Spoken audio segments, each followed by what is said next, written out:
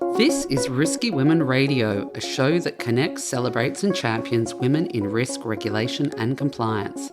We're here to share the insights on the biggest issues in our industry and hear inspiring journeys from our global members. Sign up to our newsletter at riskywomen.org. I'm Kimberley Cole, your Chief Risky Woman. Welcome to Risky Women Radio. Today we have a special treat. We have our second only male voice to join us on Risky Women Radio. So today I welcome David Pope. We're sitting here in Hong Kong and David is just fantastic. So let me tell you a little about him. He started at the BBC. He's since worked as an audio producer, studio director, and now is an executive voice coach. So no pressure on me to make sure that my voice is good. Through the company he founded, All Voice Talent, he brings 30 years of experience in recording studios to thousands of business professionals, and he's worked globally from managing partners, lawyers, CEOs to business executives and TEDx speakers. His one-on-one coaching sessions, workshops and online courses focus on transforming voices, helping good speakers become great speakers. And his workshops are CPD accredited by the Law Societies of Hong Kong, Singapore, New South Wales, Australia, and the Legal Affairs Department of the Government of Dubai. So quite a broad mix there. And we were lucky enough to have David do one of our Rev Up sessions last year.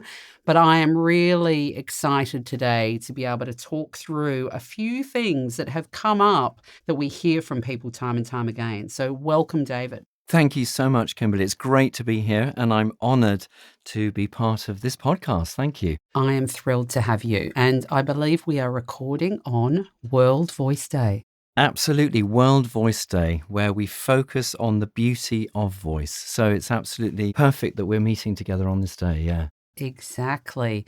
So today our topic is speak to be heard, but I gave a few snippets of your career. I would love to hear a bit more. So walk us through your sort of career journey and some of the highlights. Okay, I'll try and keep it brief. So I started quite some time ago in Soho in London, and I was what they call a runner. So I was running around making teas and coffees, etc., for a producer and a director who then went off to Hollywood. So I was working on pop videos for people like Aha, Dire Straits, Wham, pre-George Michael. So that kind of gives away my age. But then after that, I really decided I wanted to do something a little bit more than just running around Soho. So I applied and got a job at the BBC.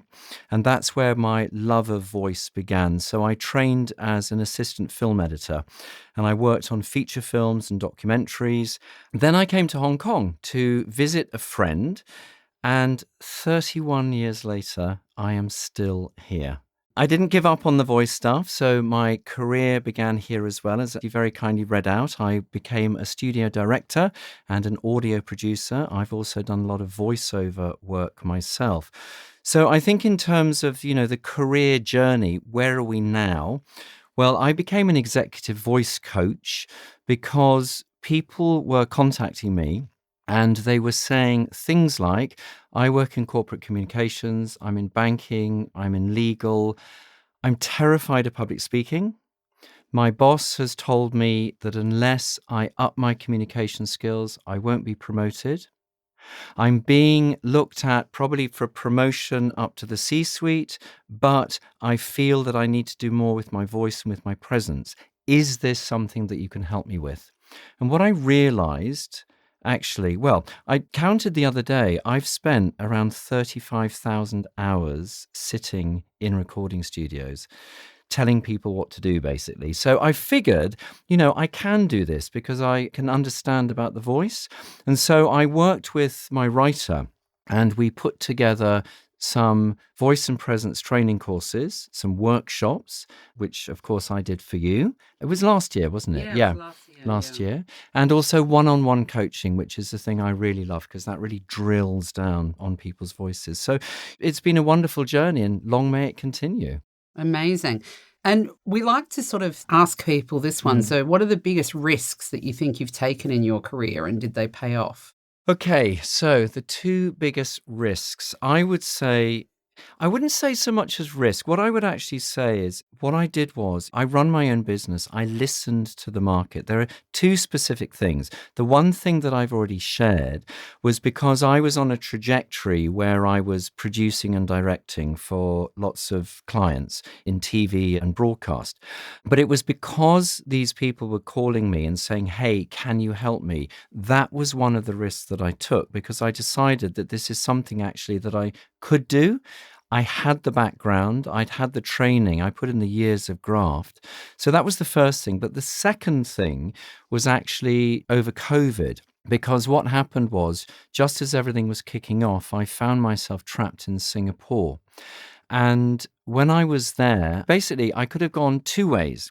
I could have had a pity party and just sat there and thought, okay, what am I going to do? Everything is dreadful. I'd gone down there to do in-person workshops and coaching, and everything got cancelled. So I thought I can either sit there and sulk, or I can actually do the thing that people have been telling me for ages that I should be doing, which is to try and ramp up my business and be able to actually create online videos. So that's what I did. So I created 3 online video courses, which fast forward to now, they're bestsellers. They've been bought by Fortune 500s, global law firms, individuals from all around the world. So that was a risk that I took and it paid off. So, what I've done is I've created a third income stream now to my business, which is great. That's always interesting when you have to think of another way of approaching things. Absolutely. Yeah. That's why I always like that question, because I think people always give you interesting answers that you can apply to other things. So very good. And so here we are on a podcast. I absolutely love podcasts. I listen to a lot of them. But a lot of people often tell me they can't stand listening to the sound of their own voice. So when they hear a recording of their own voice. So how do you talk to people around changing that relationship with your own voice? Okay, so first of all, the reason that we don't like the sound of our voice on a recording is about the science of the voice, because the voice that we hear when we're speaking is not the voice that other people hear. So voices are like sound waves. So when somebody speaks, like I am now, the voice comes across, goes into your ears. But when I speak, what I'm hearing is not only the sound that's coming into my ears, but I'm actually feeling the vibration that comes up through my stomach area, through my chest, up into my resonance chamber.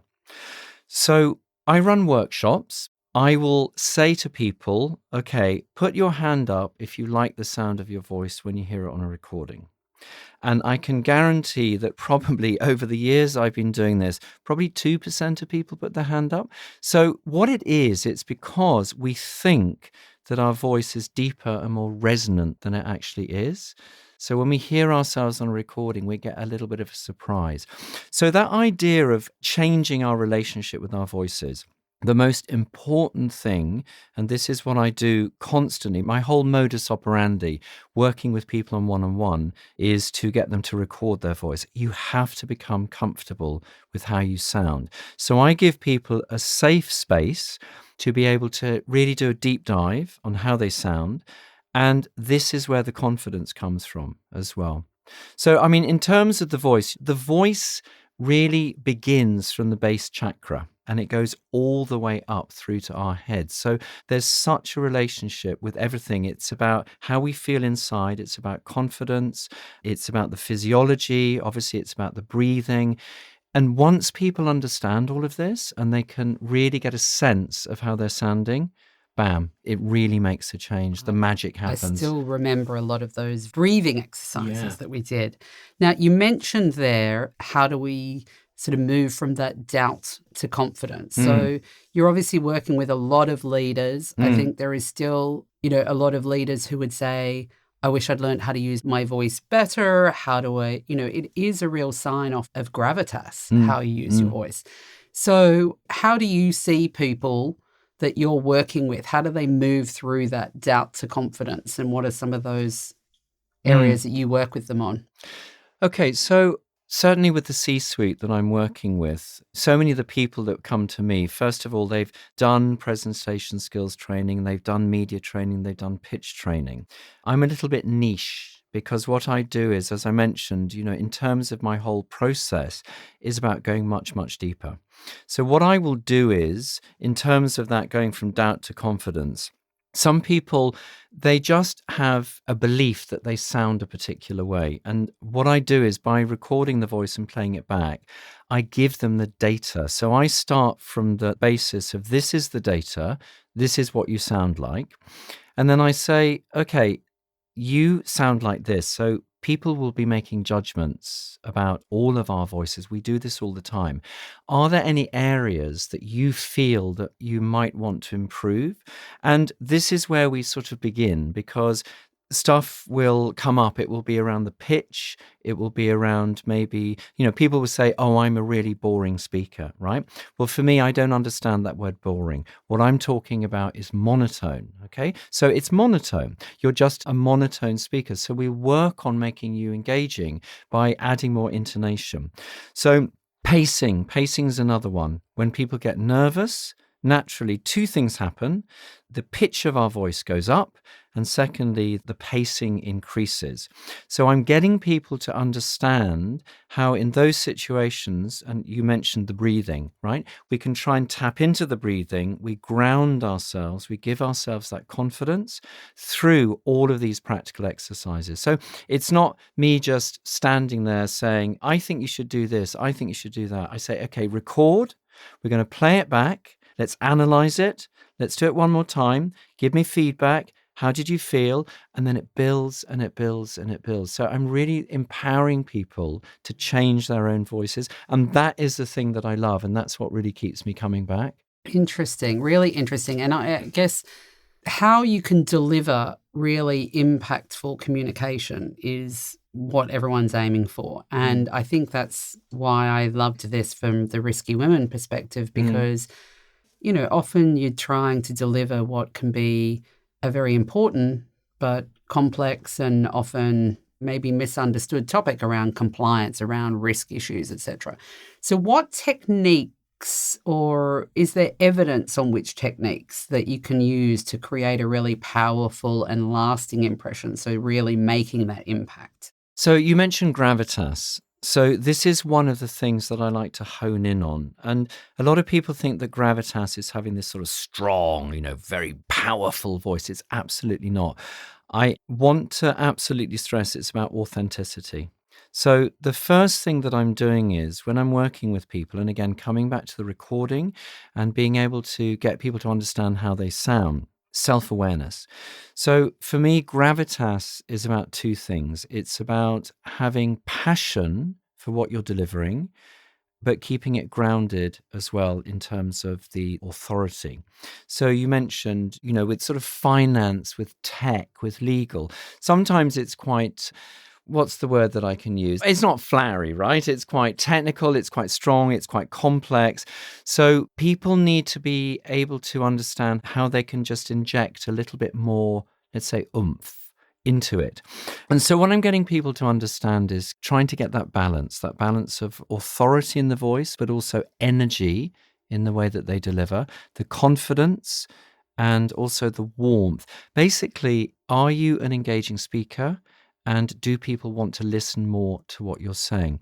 So in terms of the evidence, what I'm doing is I'm doing very, very practical exercises. So you mentioned breath. So one of the things that we do is we tap into the breath.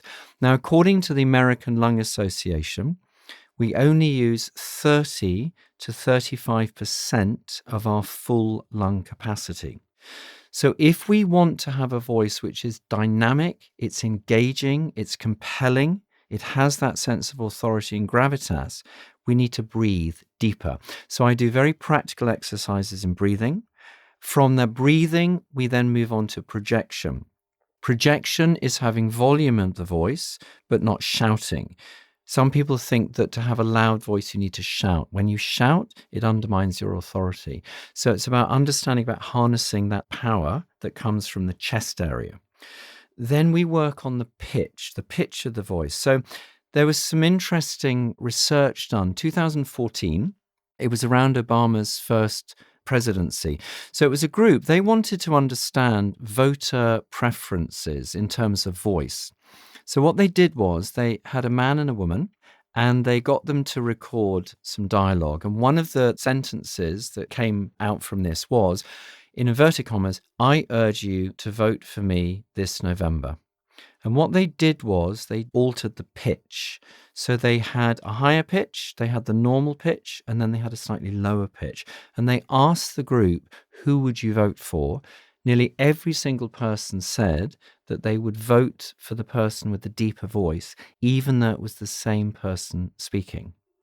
So this is this relationship between pitch and authority as well. So the evidence for me is working with people to maybe slightly lower the pitch. Now, again, it comes back to authenticity. However, if somebody has got a very high pitched voice, and sometimes when they're speaking faster and it's getting higher and higher, and they're trying to, let's say, get a buy-in, or they're maybe delivering a town hall, then definitely we need to work on the pitch to get it lower, because that feeds into that authority and that gravitas.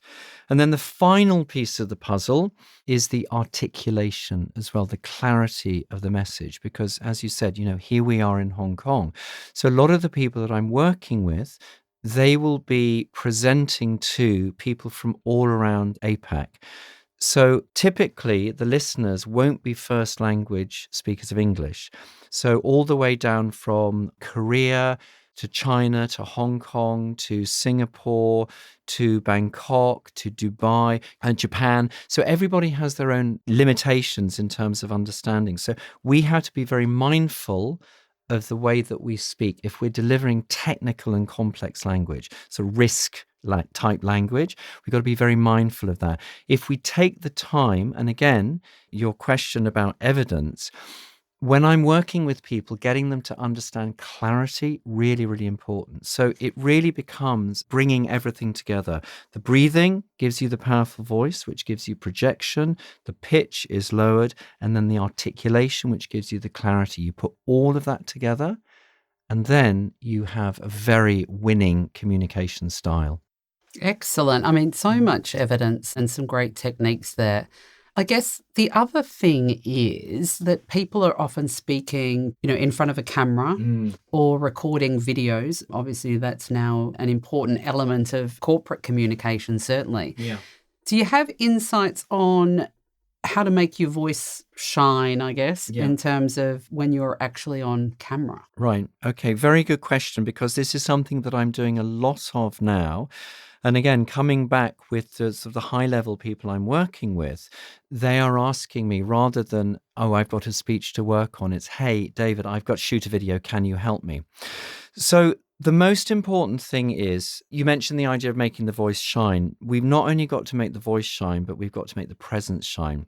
What I always advise people, if we're talking, let's say, about videos, shooting videos, typically what will happen is a very busy C-suite executive, they will get the cab over to the studio, and the corporate communications team have written the speech. They're having a quick look at it. Bam, they turn up at the studio, they sit in the chair, and they record it. So they send me sometimes previous ones that they've done, and this allows me to get the evidence, the data. And based on certainly what I've been seeing, this is what I would say, some of the tips. Number one, you've got to give your energy, or bring your energy up like 20% more. Absolutely. The face has got to be smiling, because when we smile, the eyes go wider and the voice gets stronger and it gets more engaging. It shines, as you said, right? So that's the first thing. Because if people are concentrating too much and maybe reading the auto cue, what happens is the eyes they go in and they focus. And then what happens, as I mentioned, the resonance chamber, the face starts sort of pulling in to focus on the words, and then the voice drops in its intensity and engagement. So that's the first thing, bring the energy up. Secondly, you've been handed a script. What I would honestly say is make it your own, because what happens is that we start looking through scripts and the person would say, I wouldn't say that. No, that's not me. Try and edit it on the go. So for example, just simple things, try and get your voice. Other things that I see is that if scripts are written, they will be saying things like, it is very good to be here today. right? Or we have been very excited with the news. Contract. It's very good to be here today. We've been very excited with the news. So just these contractions, it makes everything flow much faster. So bring the energy, change the script. Don't alter it massively, but make it your own. Practice on the auto cue, because this will give you that energy, and then you can just focus on actually being good on camera. Okay. And the final thing is, I would say as well, if you are maybe being asked to film an annual address to the company, the global team, right? It's your image on screen forever. So I would say take control. Don't just say, okay, I've done it, right, and I'm out off to my next meeting. Take the time, sit down and watch it, because you might pick up on some unconscious habits. Were you blinking a bit too much? Were you scratching your face? Were you fidgeting? Pick out all of these things and just take control of the situation. So I would definitely say these are the tips that you must use. I mean, I got to say, I like to stand. Yeah, great. Because I feel that it's so much more natural. Absolutely. Than sitting, reading and auto cue. You sort of feel, number one, maybe it helps with your breathing, and you can sort of use hand gestures, etc. Absolutely. So it's the relationship between, if you're standing, what happens is the chest is more open. And as you said, you start using hand gestures more. And when the chest is more open, the voice is more fluid. It comes out, it has more power. And then you hear that energy. And that's the thing, bringing up that energy. If possible, definitely stand. I think that's great. This episode is brought to you by Kroll. Stay ahead with Kroll. As the leading independent provider of financial and risk advisory solutions, Kroll leverages their unique insights, data, and technology to help clients stay ahead of complex demands. Now, the other thing is we get a lot of, and we also try to promote a lot of our risky women onto panels, especially because we really are on a mission to remove all manels. And we have our women we have our women to watch list. We've got an amazing group on there with many different, knowledge levels, topics of expertise, etc. But when you're thinking about panels, what's the way that you can bring a bit of impact to those panels? How do you make a memorable contribution, for example? So first of all, let me break it down to, first of all, if you're speaking on the panel. So basically, the whole idea of a panel, it's a conversation. So it's about providing thought-provoking conversations. And let's face it, your audience is there primarily to see you and the other people. So you are the main attraction. So you've got to give them their money's worth, right? So you've got to be engaging, you've got to be educational, and I would say also relatable. Now, the plus side of this, of course, for people who appear on panels is that you are going to have your reputation enhanced if you're good, if you perform well, and you're going to get asked to speak at more events, and potentially this could lead to more bookings, more business, etc. So what you need to do is you've got to capture the room, but you mustn't show off. So it's kind of a balancing act. So what I would say, first of all, in order to really prepare yourself, definitely do a briefing call with the other panelists. So you get to know them, and also you're going to meet the moderator. Okay. So ironically, the more prepared you are, the more natural that you'll sound in front of the audience. Secondly, authenticity wins. So don't reel off like cliches and jargon. And instead, I think, share stories around the theme of the panel that will resonate with your audience. So we all want to connect with somebody who's genuine. And again, as I said, it's a conversation. Data helps, obviously. So back up your stories with the data, your industry insights, and your own observations. This gives you, as the panel expert, that credibility piece. Read the room as well. So if you are in tech and you're speaking to a tech audience, if you're in finance, you're speaking to a finance audience, you can use words, phrases, sentences, that people will understand. We're all part of that gang, right? But if you're speaking to more general audience, then you've got to slightly shift your language to make sure that you're hitting all of those points and all of the people in the audience. So just be mindful of the people that you're speaking to. Lose the ego as well. I don't know if you've been on panels where some people kind of seeing it as a bit of a soapbox. You know, they start sort of promoting themselves.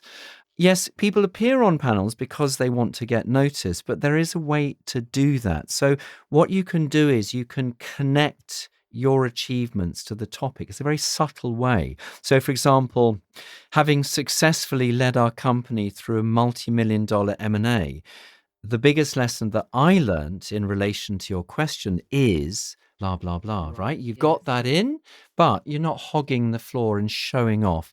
And then the final thing as well is like, it's about teamwork.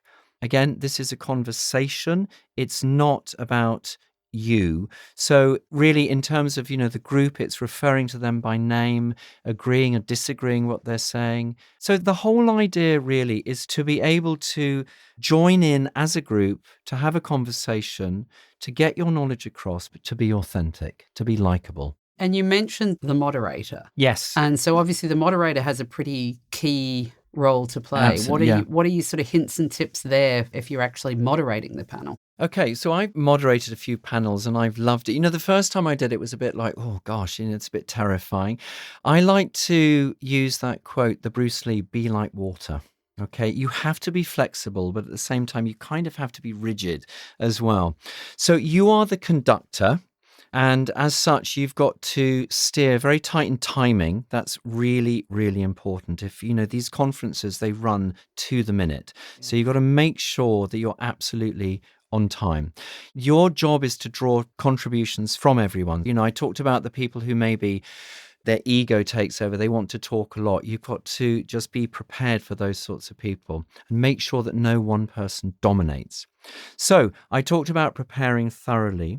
So in terms of the moderation, what I've done is I meet with the people, we go through the questions, and I'm very particular. I won't give the same question to each person. Something like, what do you think about voice? Person A answers and person B. And what do you think about voice? It becomes very kind of formulaic and boring. It's kind of like an interview. As I said, it's a conversation. So decide who's going to answer what and talk to them as well about their timing, because we don't want people to go over time.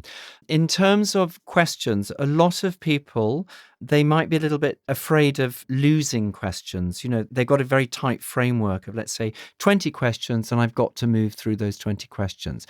Naturally, people will start speaking more. So if the conversation is going in a slightly different way, you can jettison the questions that don't really serve that purpose.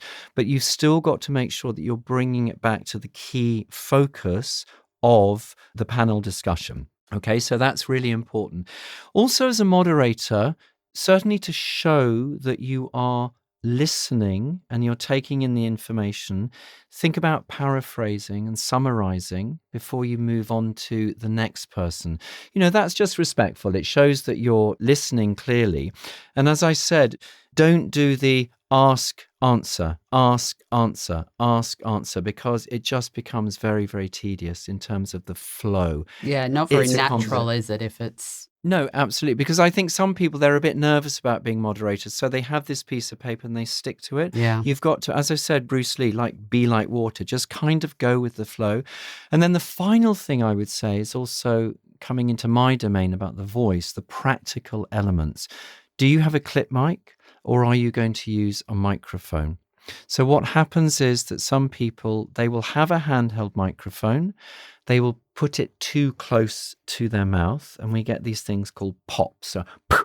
So every time you're saying a P or a B, these plosives, pop, pop, pop. My surname is Pope, right? That's obviously a difficult one. So we have to be careful, when I'm introducing myself. So find the optimum position where you hold the microphone. And also, when you are addressing people on the podium, yes, you can look at them, but make sure that you're still looking back into the audience. The audience is sometimes forgotten. So do bring everybody into the conversation. So you're looking, you're using gesture, you're using eye contact, all of these things. So yeah, and then it's going to be very successful. If you do all of those things, I guarantee it will flow and it will be a great conversation. Very good tips. I would add one is check what kind of chairs they're using. Absolutely. So you know what to wear. Yes, the stools. Yes, that's very uncomfortable as well, especially if you're in a skirt. Yeah, absolutely. Oh dear. So we've spoken a lot about different sort of formats. I think there's a famous quote that says that the only thing that people are more scared of than public speaking is death. Absolutely. Yeah, absolutely. It's always brought up. Glossophobia, the fear of public speaking. Yes, glossophobia. And we are doing a lot of things with our Rev Up sessions, with our Women to Watch list, etc., because we want to have more women in the industry doing keynotes, doing panels, doing public speaking and showing the skills and the talent that we have in the industry. But I do worry that some of it is still nerves that are stopping people getting up there.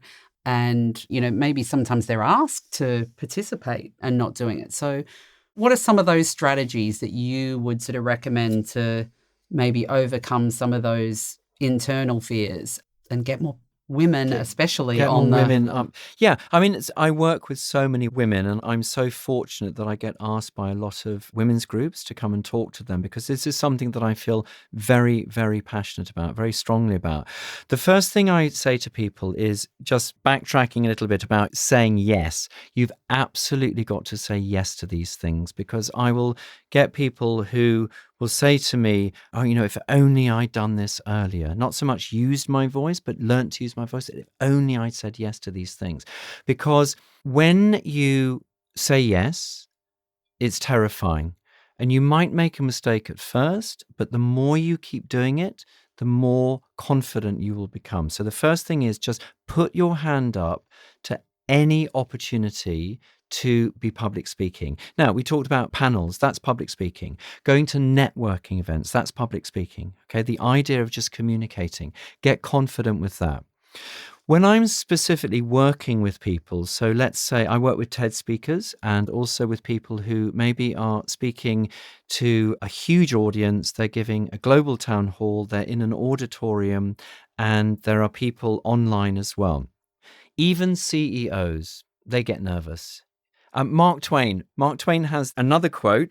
There are two types of speakers, those that get nervous and those who are liars. So everybody gets nervous. I get nervous. My comfort zone is sitting in a small recording studio. No, I love that. Headphones and microphones. It's my sort of happy place. So what happens is it's the relationship between the breath, the mind and the body. So this is a lot about that neuroscience. So what I do is when I'm working with people, I give them specific grounding exercises. So the grounding exercises, literally that word ground, to ground you. I get people to close their eyes and breathe. So I'm getting them to understand the power of being literally rooted to the ground. So from that solid position, you've got that power. And what happens is when people get nervous, they get short of breath, the posture closes, we close the body, we start sweating, we get a dry mouth. So I give people exercises, breathing. So I give them inhalation and exhalation exercises. Now, what this does is it calms the cortisol and the adrenaline, which is kind of raging. So it calms you down. It's also been proven as well, it lowers your heart rate and also your blood pressure. So doing these grounding exercises where you're doing controlled breathing in and out, but through using the diaphragm. Diaphragmatic breathing. Now, as a voice coach, so much of my work is about getting people to use the diaphragm. Why? Because when you engage that deeper breath, that gives you the power. So I will get people to do the breathing. They're already grounded and they're starting to exercise the diaphragmatic muscle. Then what I get them to do is to open the body. And a great one is what they call the winner's pose. And the winner's pose, if you see people when, exactly, right. So when you see people when they're... I was just demonstrating for those listening. When you run across the finishing line, typically what you do is your hands go up, head goes back, chest out, and you smile. That's a key thing as well, smiling. So what I get people to do, they ground, they're breathing, they're calming, and then they do the winner's pose. And the winner's pose opens up the body, it opens up the chest. I get them to put their head back and I get them to smile. And that act of smiling, again, it's linked to the neuroscience. So it's not just being cheesy. They smile, and that again calms them. So I walk people through this process many, many times because I see it happen all the time. Then they take the stage, they get onto the online meeting, they walk into the room, etc. They're strong, they're dynamic, and they're engaged. Bam, job done. I have said to my children, you should, before you go into an exam, go to the bathroom, go into the toilet, do the fist pump in the air like you're a winner. Absolutely. Before an interview, Yeah. I think it just does something to your whole physiology, doesn't it? Totally. And then it's coming from the Amy Cuddy school. Is that fake it till you make it. Because what happens is if you're not feeling confident, what happens physically to your body, it starts closing. So going against that, pushing it out, opening it up, and then everything starts to flow. Yeah, absolutely. I think it's a great thing to do. I think we could continue talking for ages, but I am going to ask for biggest takeaways. Like, what are the things that you'd leave us with to really keep in mind around speaking with confidence and our speak to be heard topic? Okay, so speaking with confidence, I would say ground zero to me is about the recording. Two things. Record yourself. If you have got anything high stakes coming up, if it's an interview, if you're getting ready to speak on a panel, if you're going to moderate, if you're speaking in a town hall, anything, your pitches, presentation, anything which involves communication, record yourself first. Do it on your own. You can do it on your phone, because when you record yourself, the data will be revealed. Do I speak too fast? Am I mumbling? Are there lots of ers and ums? Does my voice have impact? Am I engaging? In other words, am I using intonation? This gives you all the data. Also, what will happen is if you're maybe, you've got a speech, what will happen is you'll see that maybe there are areas that you can edit out a little, or as I mentioned, the contractions, you can make it your own. It can flow better. You can change this to that. So that would be the first thing. Record yourself. Audio, record yourself. And do that independently or have someone else listen? Well, I would say, first of all, do it independently, but it depends how self-aware you are. Now, obviously, for me as a voice coach, this is what I'm doing regularly with people. I'm training them up to do that. So if you've got like a buddy at work who is willing to listen to you, but they have to be somebody who knows how to give feedback, in the sense that when you play it to them and they go, yeah, it's good. Yeah, it's okay. No, you want somebody to say, well, actually, there were lots of ers and ums. Oh, you could slow down a little bit there. Somebody who's prepared to give you that feedback. And then the second thing I would say is the audio is the first. The second is the video recording. If this is something where you need to present, so we talked about being on video, just set up a little camera stand and video yourself, because this is where you're going to see unconscious habits, gesture, posture. Are you pacing around? Are you maybe, nervous tics, running your hands through your hair? Well, I don't have that problem, luckily. So, fiddling with glasses, all of these sorts of things. You want to make sure that you're seeing this all privately, discreetly, so you can learn from that. So when you get out into that event, you've done all of that work. All of these people, the Obamas, everybody wants to be like Obama. He's done years of voice coaching. He's practiced.